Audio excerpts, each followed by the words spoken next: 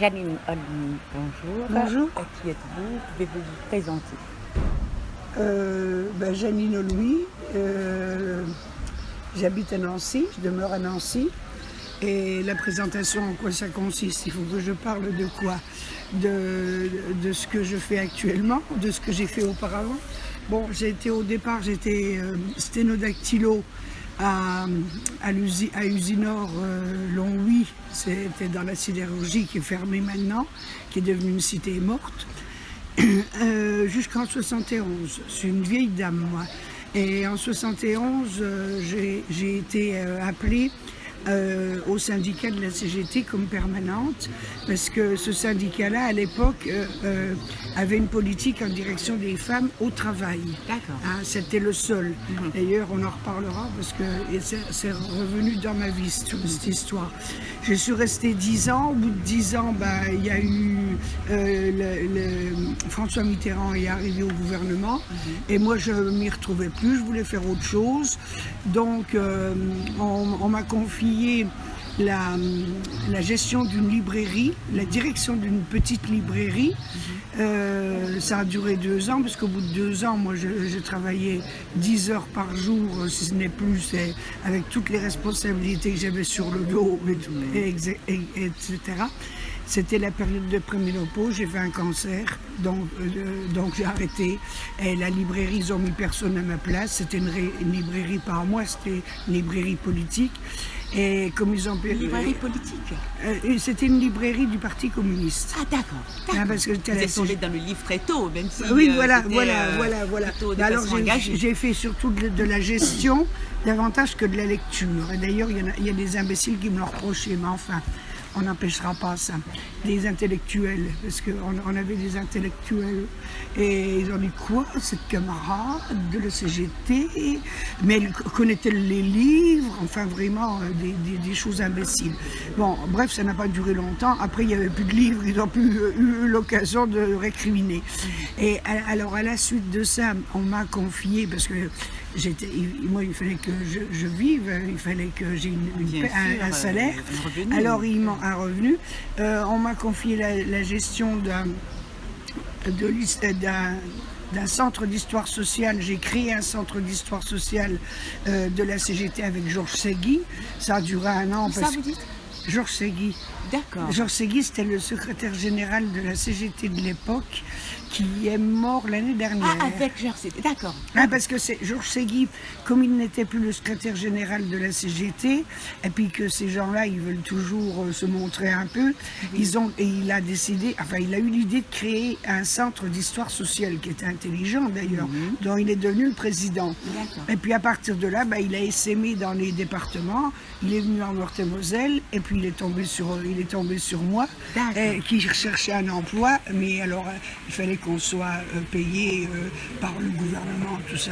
Oui, bien sûr. Ça n'a pas collé longtemps. Subventions. Voilà, subvention. Donc après,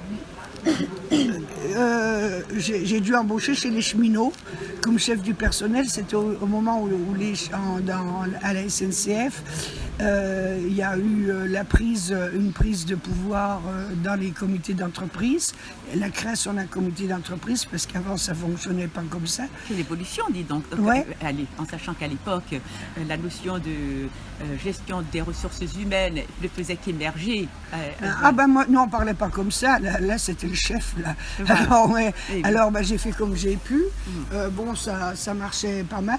Et puis alors ensuite, j'ai demandé à réintégrer la convention sociale de la sidérurgie, parce que j'ai quand même travaillé 17 ans dans la sidérurgie. Et puis je l'ai obtenu, j'ai été en retraite. Alors arrivé en retraite, au bout d'un moment, au début j'ai été dans la maison familiale à la campagne, je connaissais pas la campagne, je connaissais pas le jardin, je connaissais rien. Mais où est-ce que vous avez vécu jusqu'alors? J'étais à Nancy, là. Ah, d'accord. Non, alors j'étais à Longwy jusqu'en 71, dans la sidérurgie. Mais vous êtes Ah, je suis née à Longwy, à Erserange, exactement. Donc vous êtes vraiment de la région. De la région là-haut, voilà. Très très bien. Voilà. Très, très bien. Et alors, après, à Nancy, pendant attends, voir, à peu près 15-20 ans. D'accord. Après, je suis restée 10. Alors, cette campagne, moi, toute néophyte, j'ai dit, je vais faire pousser des salades, je vais faire pousser des carottes, c'est leur tour à la terre, machin, tous ces conneries-là. Ben, j'ai pas réussi.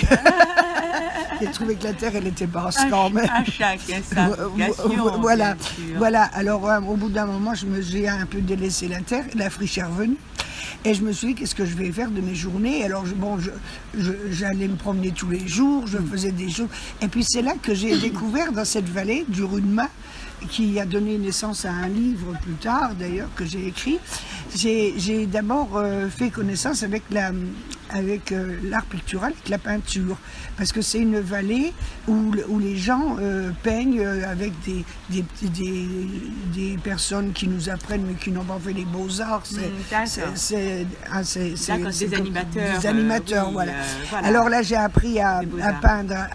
Non, c'est pas des beaux-arts. Enfin, des animateurs autour des beaux-arts. Voilà, des ok, beaux-arts. d'accord. Alors là, j'ai fait de la peinture à l'huile, pas mal. Puis j'ai continué ma petite vie. N'étiez-vous pas un temps avec le CEPAL? C'est quoi le CEPAL? Ah, c'est le Centre européen des arts et des lettres. Ah non, d'accord. non, jamais. Et puis alors bon, après j'ai vu voter comme ça. Et c'est pas moi, j'avais connu chez les cheminots, mon compagnon, qui m'a dit, écoute, t'es pas... Puis alors, ce qui était embêtant, c'est que lui, il a suivi des études et il était parti, il revenait qu'en fin de semaine. Comme ça, tout allait bien. Mais moi, en fin de semaine, je lui dis, tu sais, il faut passer... Mais à quel âge vous l'avez rencontré? Ah ben moi, j'avais déjà 45 ans. Et lui, il avait 20 ans de moins. Et avant, vous aviez déjà vécu avec quelqu'un? Ah bah j'ai eu des amoureux. D'accord. Attendez, nous apprenons de très bien. D'accord. Donc à 45 ans, vous avez rencontré le compagnon qui vous suivra. Alors voilà. Et bon, il a 20 ans de moins que moi. Nous sommes, comment on pourrait dire, comme Mais vous êtes pour ainsi dire une cougar. Voilà, c'est ça. On pourrait dire bien avant que ça, qu'il l'ait fait, on est dans la même situation que M. Macron et Brigitte. Oh, on va dire que c'est mieux. Nous sommes d'accord. Mais moi, ça veut dire que je l'avais fait avant lui. Alors, monsieur qui a tout fait, Zeus, a été précédé par Junon. Ah, mais voilà, super, très bien. Voilà. Alors, comme moi je vous disais, tu sais, il faut couper l'herbe, tu sais, et puis il faut biner les patates, et puis comment on va ramasser ici, parce que j'ai quand même fait quelques patates. Les patates, j'ai réussi. Et alors, lui, il commence à en avoir marre de tout ça. Il me dit, tu sais, petit chou, t'es pas bête. C'est dommage que tu as arrêté tes études, niveau 4e, hein. Tes études si tôt. Tu devrais faire, mais c'était pas pour moi, c'était pour lui. Pendant qu'elle sera dans ses bouquins, elle me fera plus suer avec la charrette. Je pense que c'est ça. Il voulait la tranquillité. Voilà, tranquillité quand il revenait. Puis il n'était pas tellement jardin. Sa mère, qui était une Italienne, était maraîchère, et lui, pas du tout. Bon, bref, on en était là. Et donc, alors, en même temps, j'allais encore à la CGT un peu, dans un autre domaine, pour aider pour faire du juridique.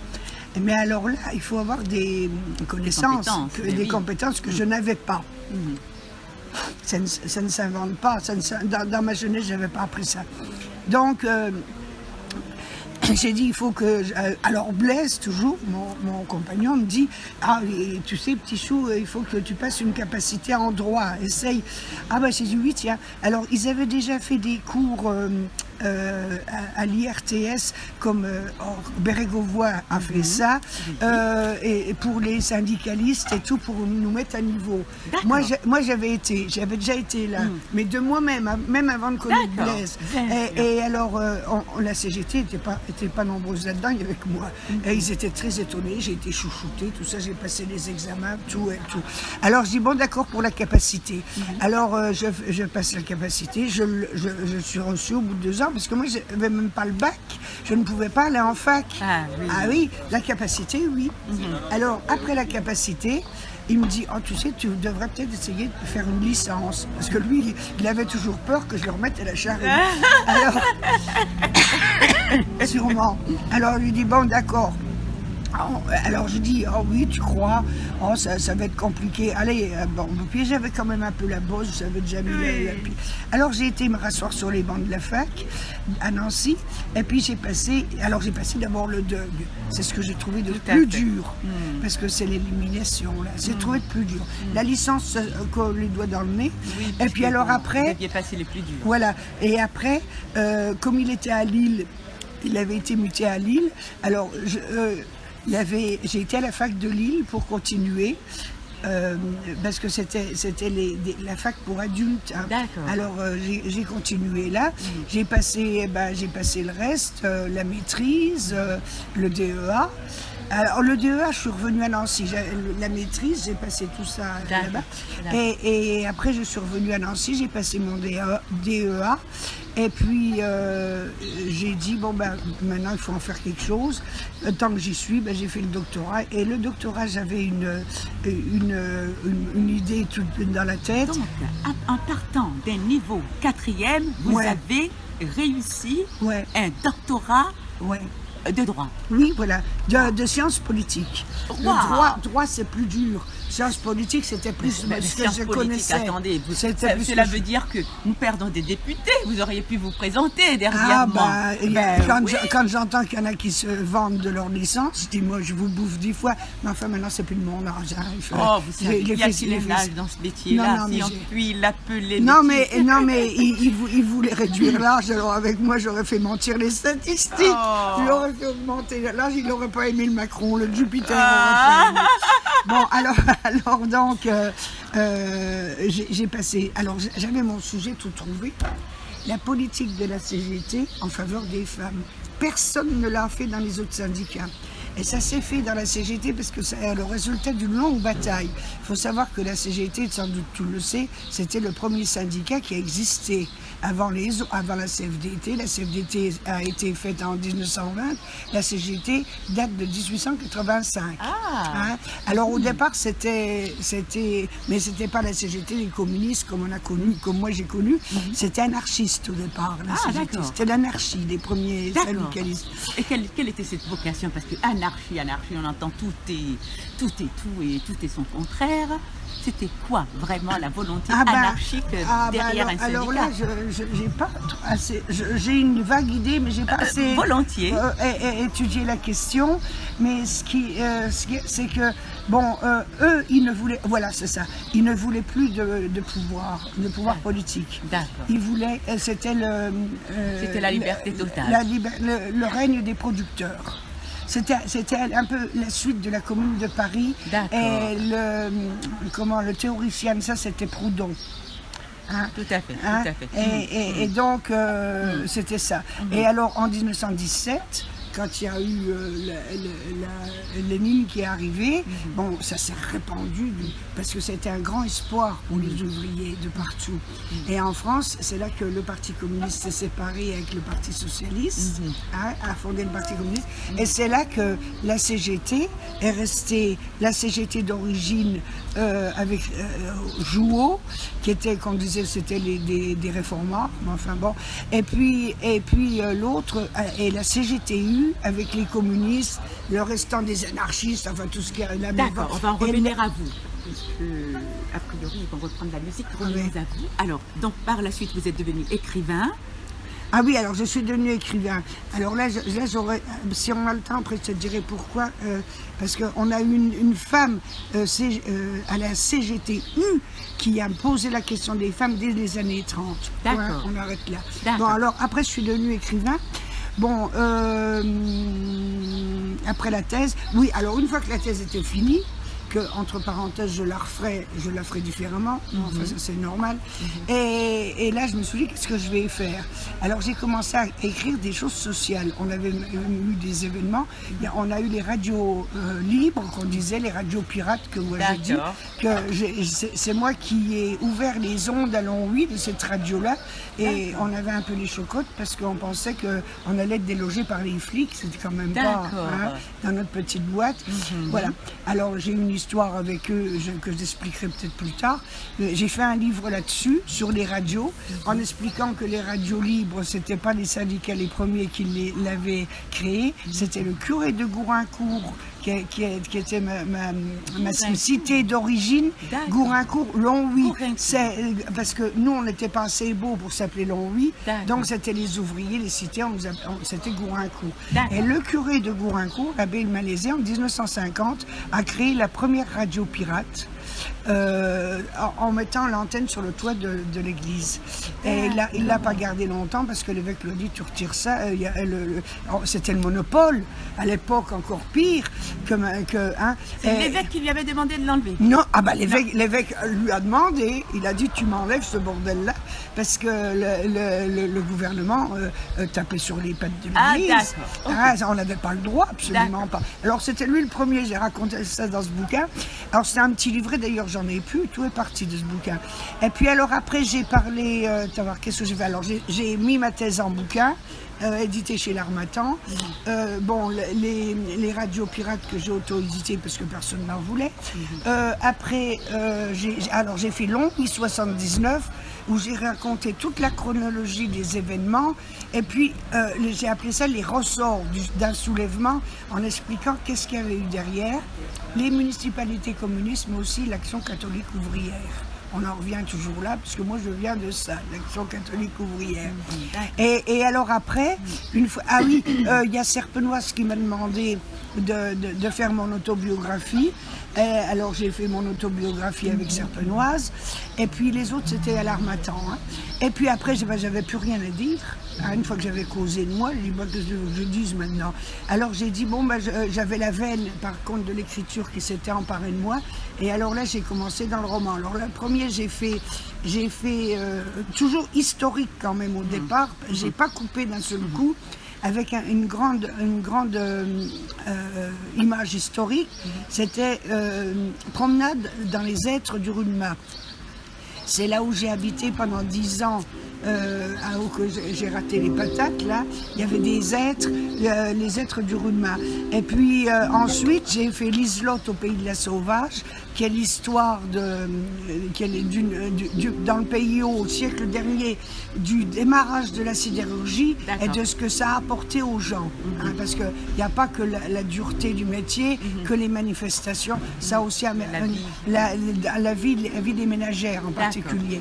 Et puis le dernier que je viens de faire, là, c'est l'Iselotte, non pas l'Iselotte, c'est Jeanne, qui est une histoire dans les Vosges qui est tout à fait différente. Et là, qui ne s'appuie sur aucun élément social, quoique ma fibre elle est toujours là, alors elle transparaît un petit peu, mais là c'est purement un roman. Alors c'est celui-là que je trouve qu'elle est le plus réussi de tout ce que j'ai fait, parce que c'est celui dont vous êtes le plus fier. Le plus fier, ah ben oui, mais on est toujours plus fier du dernier. Je sais pas si j'en referai encore après. Et alors là j'ai envie de faire en guise de testament, entre guillemets, parce que je pense vivre encore un moment, mais il faut avoir aussi la capacité de le faire, des poèmes que j'ai écrits, mais des poèmes que j'ai aimés. Pas que des poèmes de moi, il y en a une quarantaine, et assortis comme illustration des peintures que j'ai faites, soit à l'huile, soit à l'aquarelle. Et maintenant, je fais de l'acrylique, parce que maintenant, la mode, c'est l'acrylique. Je me suis mis à l'acrylique. On va conclure en disant que vous êtes une femme accomplie du point de vue culturel. Oui, c'est vrai. Artiste peintre, écrivain, romancière, historicienne, et poétesse. Ah oui, oui. Non, pas des moindres. Oui, tout va ensemble, Et ce qu'on aime beaucoup chez vous, c'est cette gaieté, cette joie de vivre, cette étincelle dans le regard et cette bienveillance. Oui, et c'est écrit dans mes gènes. Merci infiniment, Janine. Alors, merci à vous vraiment.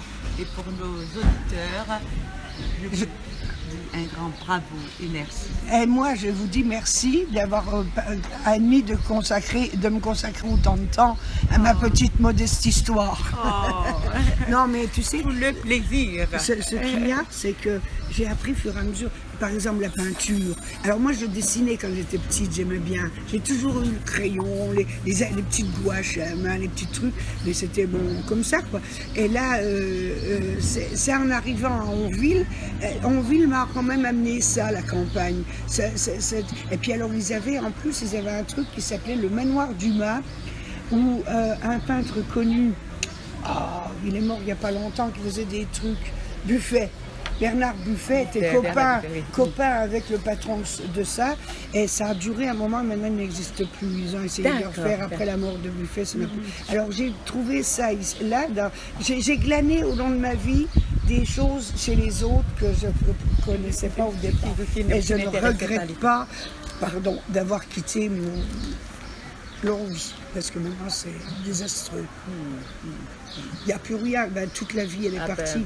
Après la sidérurgie, c'est vrai que, heureusement qu'il y a encore le Luxembourg à côté. Oui, pour les gens, mais les Luxembourgeois qui s'achètent à bas prix, c'est devenu en plus une cité dortoir. C'est à la frontière. C'est la frontière, c'est du rayonnement régional. Voilà, c'est ça. Alors maintenant, c'est bien. Dis alors, c'est quoi là? Janine Olmy, bonjour. Bonjour. Qui êtes-vous? Pouvez-vous vous présenter? Janine Olmy, j'habite à Nancy, je demeure à Nancy. Et la présentation, en quoi ça consiste? Il faut que je parle de quoi? De ce que je fais actuellement, de ce que j'ai fait auparavant.